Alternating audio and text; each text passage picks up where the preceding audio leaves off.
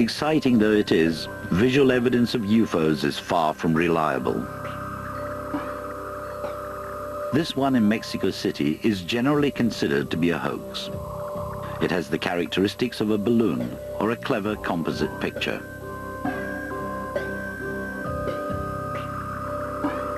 But some UFO pictures are more credible than others. How seriously can we take images like these?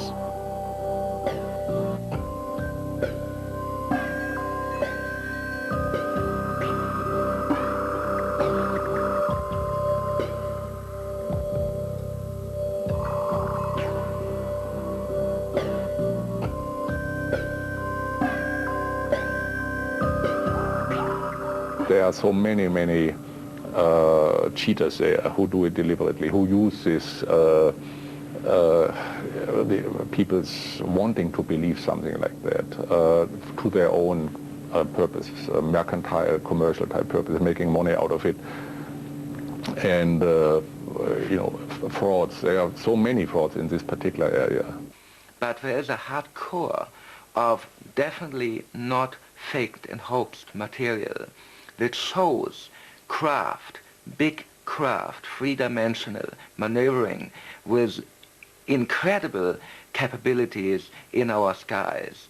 We have hundreds of photographs that are daylight, crystal clear. They've been analyzed, and they're not hoaxes. There's thousands of feet of videotape of these objects. Invariably, there's nothing much to be discerned from most of these blurred images, and their provenance is often unknown. In a quiet suburb of Lowestoft, what could prove to be a classic UFO story is unfolding. It involves David Spoor and his wife Jean, a respected local couple.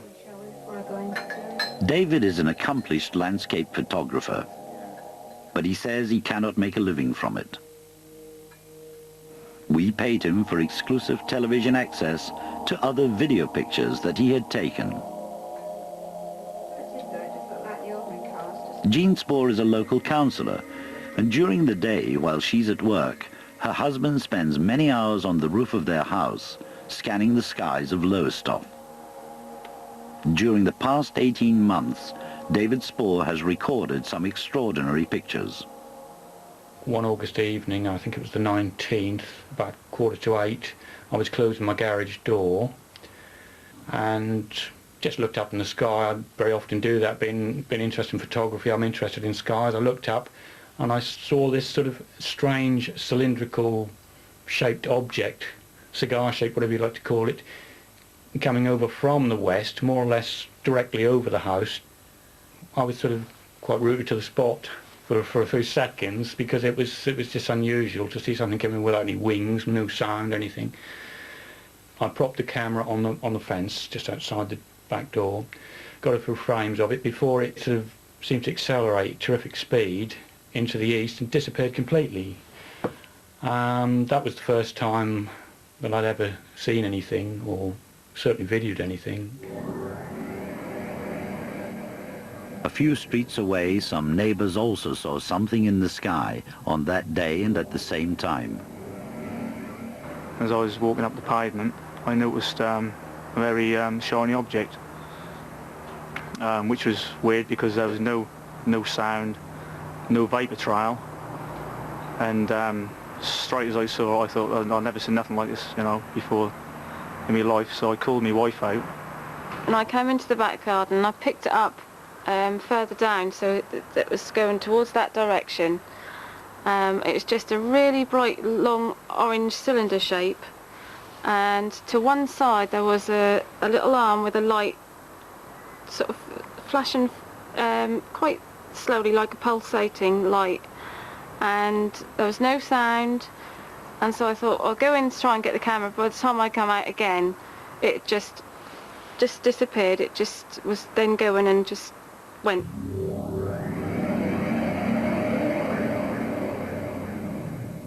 Anne Thacker made a drawing from memory of the object she saw that day.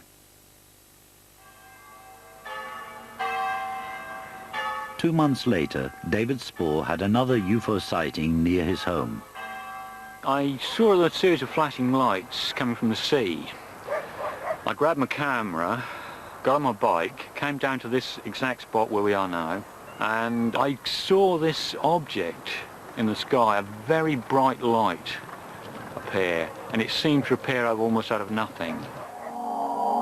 It was like almost a saucer shaped, very bright, and it was shimmering. And at a guess, it was around about 45 degrees from the horizon. I sort of knew that because just below the horizon there was a boat flashing away. Just up the coast from here there's a public house that was in my view, and I kept panning around there to sort of orientate the thing to some object or other, because as I said it was pitch dark. But after about 3 or 4 minutes it seemed to move slightly towards me, coming from the sea, very slowly. About that point I was hand-holding the camera. I was getting quite tired. I thought, well, I'll have to have a bit of a break from this, and also the battery was getting very low. Put the camera down, started changing the battery, which took a couple of minutes or so. When I looked up again, the object had disappeared completely. Whether it shot off, whether it just disappeared, I don't know, but that's basically what happened. In the following year, David Spohr saw and photographed at least 2 more UFOs, and the next extraordinary sighting was also witnessed by his wife. I was actually in my sun lounge reading the paper, as far as I can remember. I had my camera with me most of the time, and looked out, and I saw this object which appeared to be hovering in the northeast. I picked my camera up and I started filming this object. At first it was stationary for a minute or so, and then it appeared to move sideways.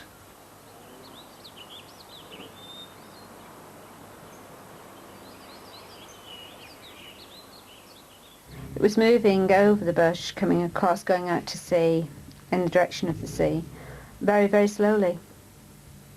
No sound, just hovering across. But unfortunately I was going to work and it was a deadline, so I could only watch it for a certain time, and then I had to leave it with David to see where it ended. When it went behind a tree, I know I came round to the side of the house and more towards the front to see if I could pick it up again, and I did pick it up, and it had moved the other way, and I lost it behind part of the house. And this wasn't a tremendously long sighting, but it was an interesting one because it was a daylight sighting, and the object appeared to be quite, well, I don't know if it's solid, but it certainly was a luminous object rather than just a light. And it appeared to be what might be called a sort of almost traditional saucer.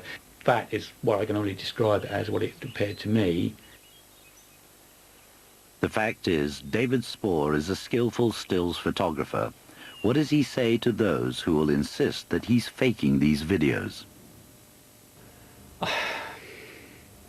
All I can say is just have a look at what I've taken, have a look at what the footage I've done, and especially perhaps the daylight ones, and if they can work out a way how that could be faked, they're a better man than I am, because I don't know how I could have faked any of those, and I can say categorically that I haven't faked them. They are things that have happened that I have seen, that my wife has seen. Whether people believe me, all I can say is that that is the truth. The Defence Evaluation and Research Agency at Farnborough is an executive branch of the Ministry of Defence. They agreed to look at David Spohr's pictures. Dr. Richard Crowther is expert in, among other things, identifying space debris in the skies over Britain.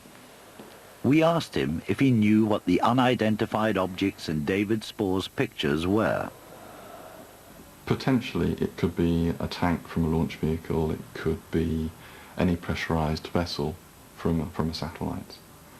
Without any idea of the resolution, any idea of the distance from the observer, any reference point against which the motion can be measured, I'm not confident that it is space debris.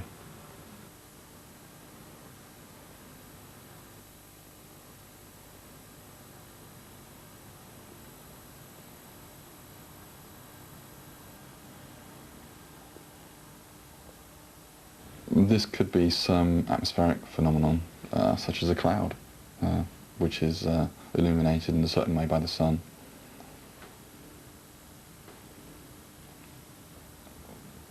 It's unlikely to be space debris simply because the apparent motion is stationary.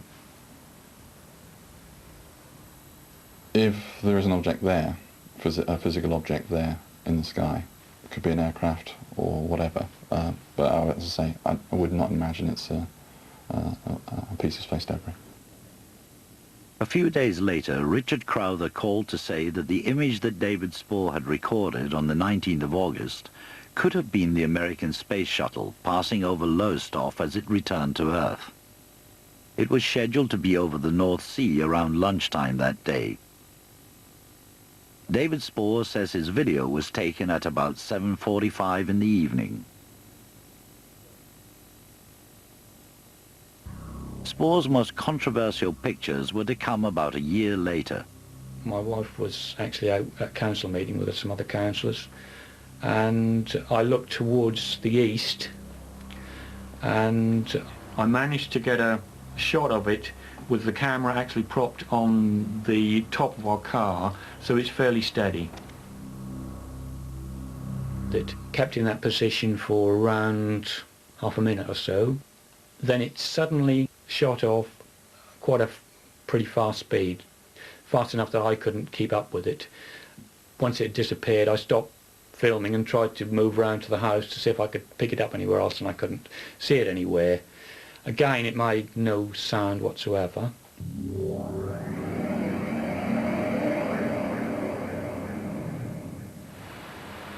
David Spoor willingly agreed to bring his video to London for examination by a team of forensic specialists.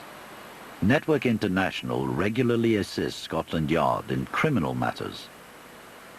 Authenticating photographic and electronic images is Rob Butler's speciality. He had examined 2 of David's videos in detail before delivering his findings. What appears to be a triangular-shaped object may not be in reality. What appears to be an object moving to the left, in fact, could be a stationary object.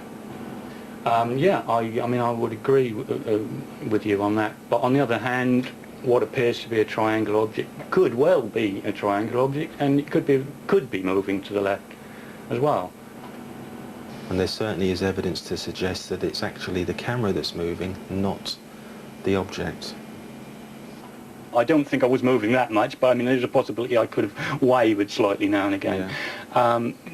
But I think perhaps we can agree to disagree on certain points. But what I would ask you, Rob, is would you agree that was an object in the sky of some sort? It does appear to be. Yeah. It does appear to be, but I believe it's not moving, and it's a point source of light, such as a star. I was obviously looking through the viewfinder most of the time with the right eye. My left eye is not particularly brilliant, but what I saw through the viewfinder, it did appear to be this triangular, or I thought it was saucer-shaped at the time, but it probably is more triangular. Also, my wife was at the front of the house at the time, and she did actually see the object. David wasn't able to see this through the viewfinder as I saw it, so our perceptions were totally different. From the naked eye, I watched it travel over, and it was flying saucer shape with 2 little portholes, as I call them, and it was just coming over the house. I believe that the object was that shape, and my wife believes it was the object that was that shape, but that's all I can say as I saw it and as I filmed it. I can't prove to you other than what I've got on videotape. That's how it appeared to me. Rob Butler found a problem with the second unknown image. If we look closely, you can see an oval-shaped dark line. just tells me that this was copied from the TV screen. Right. So it makes it difficult for me to say, yes, this is authentic, because it's been produced by a process which could allow anything to be added. The original of this tape was produced on a DV digital tape, which was one of part of a tape that got chewed up very badly, and unfortunately I had made a VHS copy, which I again copied onto other VHSs. There was one of the copies that I did actually shoot off a TV screen, so I could actually see into the object a bit better. To be honest, I'm not 100% certain whether this is that particular tape or not. But if you look at it from my perspective, I've been asked, is this genuine footage of a genuine occurrence? And I can't say yes to that because it's a copy, because I believe it was copied off the TV screen. The mere fact that it's not original means that tampering could have happened in its production. So in answer to the question, is it genuine, I can't say yes. No. Well, I mean, I can't help you any more on that other than to say I know at that particular time what I took and what, unfortunately I didn't have any other witnesses to this, but so I'm the only witness to this particular object, and all I can say is it was an object that went behind the neighbour's house that I filmed. In the end, the forensic analysis of David Spore's pictures was inconclusive. I can't claim 100% that these things I'm photographing are extraterrestrials or what, but I do know they are what I actually photographed and what I saw with my eyes.